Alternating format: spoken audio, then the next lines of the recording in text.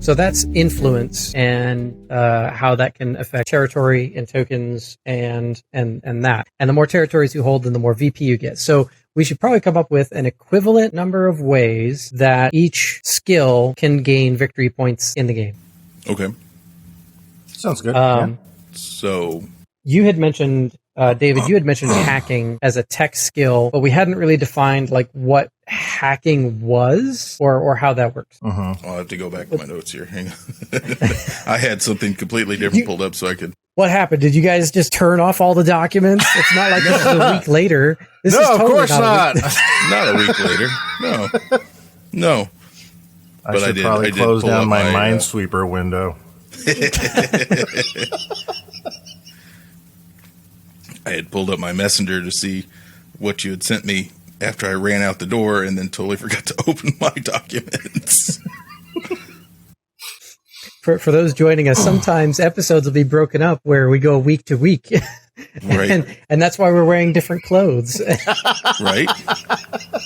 Or the same totally clothes that I was in. wearing in the, first, 6 episodes. The document history does not show anything else for hacking. It looks like hacking was the only note I took, so I don't know what you exactly had in mind for hacking. So I think we were talking about using tech to, what was it?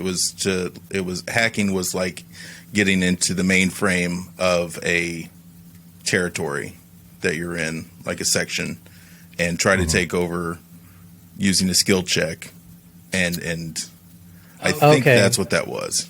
Yeah, that sounds about right. But that would mean that we're messing with territories, and I feel like each skill needs to deal with something different in the game. So maybe something that we haven't messed with yet that could potentially be like thematically like, ooh, hacking, typey, takey. Like So we could also do a hack as like a long range attempt to attack, like combat. Okay, yeah, I like the idea that it's remote, like because the combat skill, the ships have to be on the same location. So with hacking, if you can do that from anywhere on the board, then that would be insane. But we can't make it like combat because if you're stealing VP remotely, what's the point in doing combat if you can just throw everything into tech and just hack other people for their points? So we need something else in the game that we can like mess with that hasn't been messed with yet. What about one of the AIs? Oh, yeah. So kind of like moving marks. Okay. Ooh. What do you think about that? Yeah, we haven't really messed with marks very much. People get marks, and then they kind of have to just like deal with it themselves in the ways that we have there. But if other players can affect how many marks you have, I mean, it's very cyberpunk. I mean, it's like, it's an underhanded way of getting back at somebody. Well, and also you could remove marks off yourself, but if you fail the hack, it could alert them, and you could get more. Ooh, a failed hack gets you an extra mark, but a successful hack moves one of your own marks to another player, putting them in more danger. Right, because it would alert the 13 spiders that you're hacking into their system and messing with their records. Ooh, that's crazy. Yeah. Okay. So it would be like combat where people are doing contested roles, but this is using the tech skill instead of the combat skill. So you start hacking somebody else's ship to assign them a mark. They're gonna hack defend themselves, and then whoever. Well, I was originally just talking about removing marks from yourself. Right. So if it was like combat, then whoever wins moves a mark off of themselves to the other player. Right. If you're doing it against the player, not the AI. Oh, okay. You were saying like, okay, so you're saying that hacking would be a way to manage the marks on yourself, but not disadvantaging any other players. Correct. It's only a risk for yourself. I could see that going both ways. I could see it as a contested thing where it's like whoever wins moves a mark to the other person. And if you don't have a mark to move, then you gain one. Or no, if you don't have a mark to move, can then you the other person manifest one? Yeah, I guess the other person would just manifest one if you don't have one to move, I guess. Yeah. So that could be one way to do it. So that makes 3 effective ways of handling a mark then, right? Did I hear you right on that? Two ways? Because you're either going up against a skill challenge that the game sets, Right. and if you succeed, you lose one. If you fail, then you gain a mark. Or you have PvP where you're hacking another ship and trying to move one of yours, but if you fail and they outdo you, then they move one of theirs to your. Okay, to you. That's why I miscounted. Okay, I got you. I think we did previously discuss being able to pay to get your marks removed in-house, but that's like when you're at the headquarters. Right. Right. We don't have a lot of information about 13 spiders, but that is on my list of things to get to for sure on how to deal with marks yourself. So maybe put a pin in that. Well, okay. So moving marks and stuff sounds like a great idea, but we also need this to generate victory points in some way. Oh, so, yeah. So we need a successful player in this scenario to gain a victory point. So if you're just managing the resource yourself and you know you can get victory points for basically tossing out your own marks and not disadvantaging any other player, then wouldn't that incentivize you to go after to basically not worry about marks as much and just be like, oh, when I get marks, then I'll just use hacking for my turn, get rid of them and get more VP. But if you're contested by another player, you got to be a lot more strategic about who are you hacking, what is their, kind of try to keep track of their deck and their skill level, which would be really hard to know exactly what's in their deck after a certain number of turns has passed. And if you fail, you don't get VP, and instead you got another mark. Let's put it in a risky scenario. David has 2 marks, which is 1 away from having to deal with 13 spiders.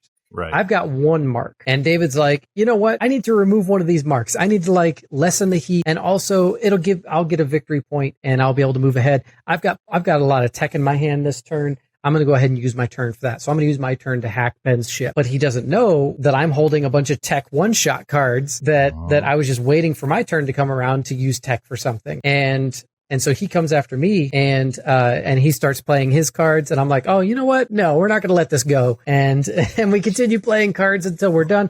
Roll the dice, and then he fails. That means that he gets 3 marks, no VP, and gets picked up by 13 spiders and has to deal with them. What happens to me? I'm technically the defending player because it's not my turn. Do I get a victory point for defending myself, or do I just lose the mark to him and that's the only advantage I get? I kind of feel like you should get a victory point because that's almost like being a white hat hacker. And I expended resources. Yeah. If you expend resources, you should have a chance of getting a VP because he expends resources and I do. One of us is going to get VP. Okay. Right. There should be some recuperative factor for that. And I believe, that makes total sense. Yeah. Do you just generate a VP or do you take it? This would be generating a VP. Yeah. Combat is the one where we steal VP from other players. This would be a victory point generation, which we have other things that are victory point generation. So it's not like that's weird. Right. Combat will actually end up being the weird thing where you're stealing VP from other players. No, but that's okay. My question is, how many marks in a turn can they take? So David and I talked about this a little bit because we were going through the old steampunk rules, and basically you can only do as much as whatever your cards in your hand are going to let you do. There are certain actions that we say you can only do once a turn. And so it's pretty easy for us to go, oh, hacking is something you can do on a turn. You can only do it once. So we could say that we could put that limit on it, or we could say you can hack as many times as you want, but you've only got 5 cards in your hand. Right. And the only static thing you have is your captain. So unless your captain is really tech heavy, we'd have to play test this. To see if a tech heavy captain could go around and just keep hacking people.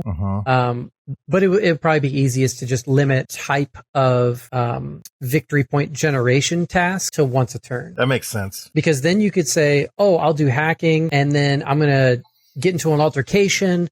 I'm going to gain some territory. There's other things you can do without having to repeat hacking over and over. Right. So I feel like we could limit a bunch of these to just once a turn and kind of force players into diversifying how they get their VP. I think some of this also will be mandated by, have we determined how many victory points to win and how many strikes or marks you can get? Is it 3? Have we settled on 3, or is that still up for playtesting? it's currently 3 before you get pulled to the 13 Spiders headquarters and like have to deal with it. We haven't defined what dealing with it means. Right. No, we haven't defined how many victory points to win necessarily. It's not really victory points to win. The first person to reach a certain number of victory points triggers the end game. Right. And then, because in Crew for Hire, we had like somebody triggers the end game and then everybody else gets one more turn. Right. And then you count up all your bonus. And then whoever ends up with the most at the end of that is the winner. So the winner is sort of obfuscated during the game because unless you're sitting here tracking 4 other players worth of stuff, it's going to be pretty hard for you to see exactly who's winning unless somebody's like so far in the lead that it would be impossible to overtake them. But, and then we also had that idea for the secret missions in Crew for Hire, which is a small deck of cards where each player gets a secret thing to do during the game. And if you do that, you get even more bonus VP at the end of the game, and nobody knows if you did it or not. Oh, that's pretty wicked. Yeah. So that's something that we've been working on as well. But anyway, so I think my main concern is just like with as many generators as we're putting in, I don't want it to be too low as far as definitely triggering not. the game. Yeah.